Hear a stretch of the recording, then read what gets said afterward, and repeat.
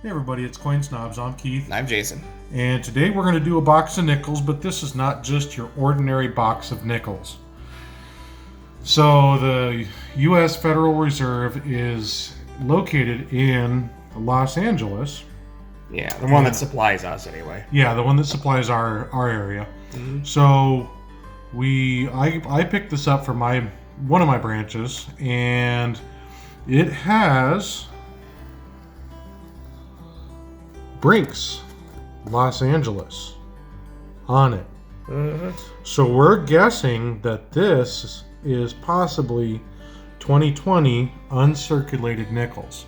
Mm-hmm. So Definitely the best chance that we've seen so far. let's see what we've got.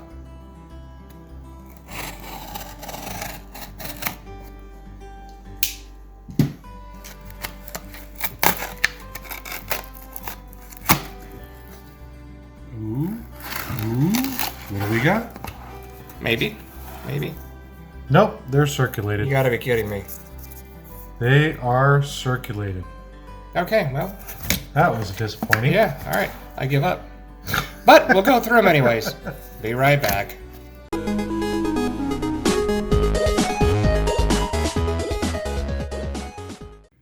Alright, let's check it out. So over here we've got Philadelphia, Denver, San Francisco. A little bit of an error there. And then we have some foreigns. Alright, start off with the Philadelphias. And again, me and Keith keep anything 1959 and back. So here we got a 48. Remember, this is Philadelphia starting off. 41. 48. 48. Yep, another 48. Another 48. 46. Let's take a look here. Should have known. 48. And 47. Just to be a little different, I guess. Back to the 48s. 1940. That's kind of nice. A little bit of an older one. However, it does have some damage on it. Looks like it was an ender at one point. And 47. Off to the Denvers. I didn't put them in chronological order, as you've probably noticed, just because I was a little lazy for some reason. 53. 54. But I mean, you guys get the idea. 52 with a really nasty nick on it right there. It's like somebody tried to cut it in half or something happened. 58. In pretty decent condition. 58 or 59. Oop. Come on now. Let's see here. Focus. There we go. 59. In really nice condition, actually. Yeah, overall not too bad. A little bit of an older die set, as you can see there with the rough metal in the field above his head. And some metal flow issues as those dies start to age.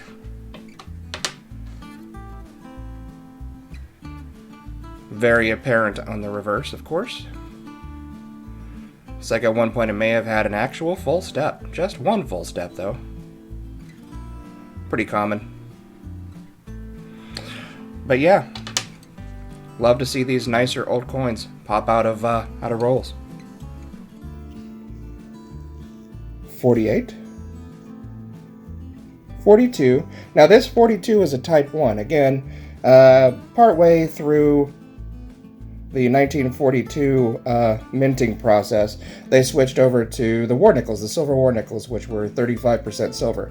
That would be a Type 2 in 1942. This is a Type 1. This one's just the good old-fashioned nickel content. Of course, in the latter part of 1942, they took all that nickel to start using for the war effort, making armor plates for tanks, aircraft, things like that. 1959. 1958, that was in decent condition, but it looks like somebody tried to cut this one apart as well. I don't know what the heck was going on with that, but whatever. Guess people are mad at nickels. Oh, 58. 57. 57.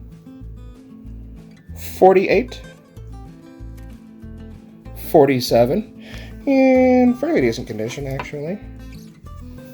Better than you would expect from a 1947 coin. Another 47. 59. 58. 56.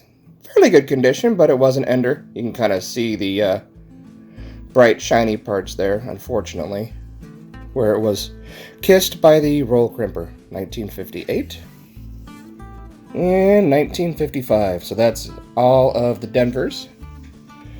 And we've got a 1951S, 41S.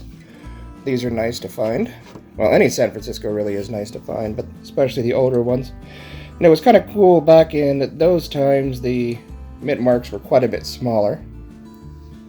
Although I know they had several different designs in 1947 for mint marks. This is kind of like, it's almost like a little micro S. Kind of neat. And a little bit better condition, too.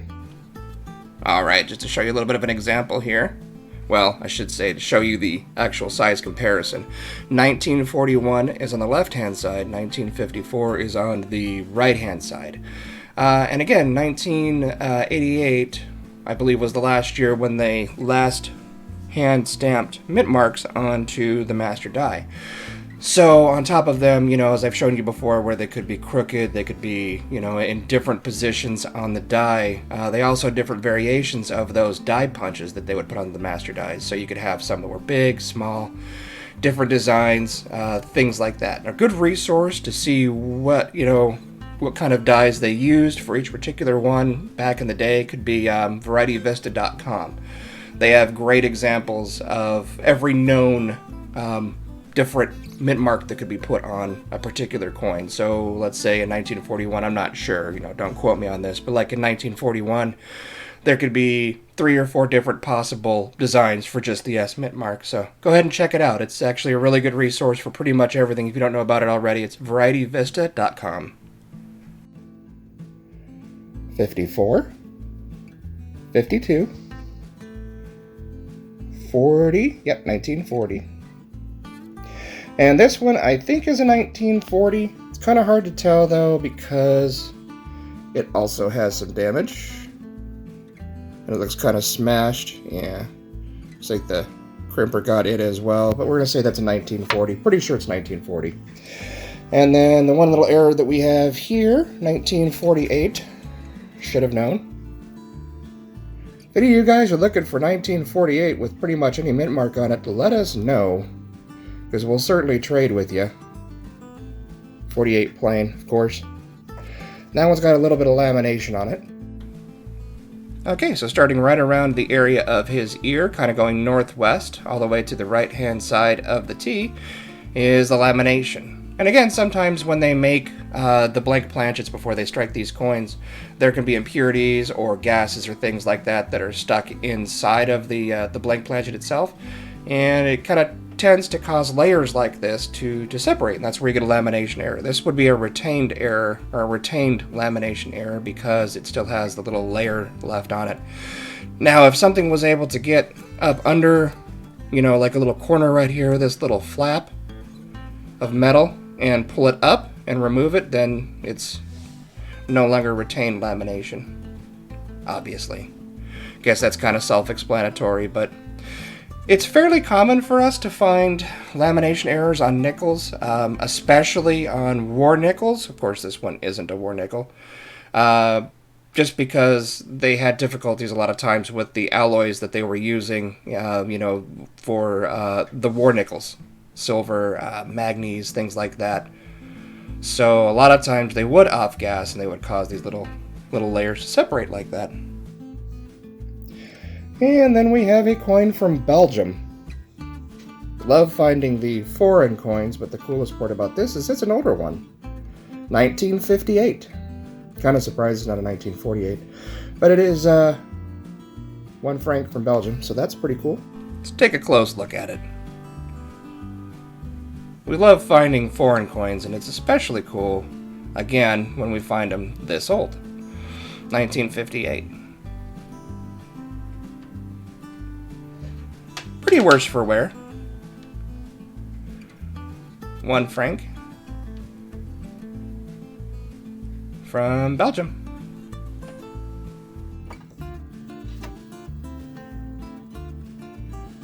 And then, where's it at?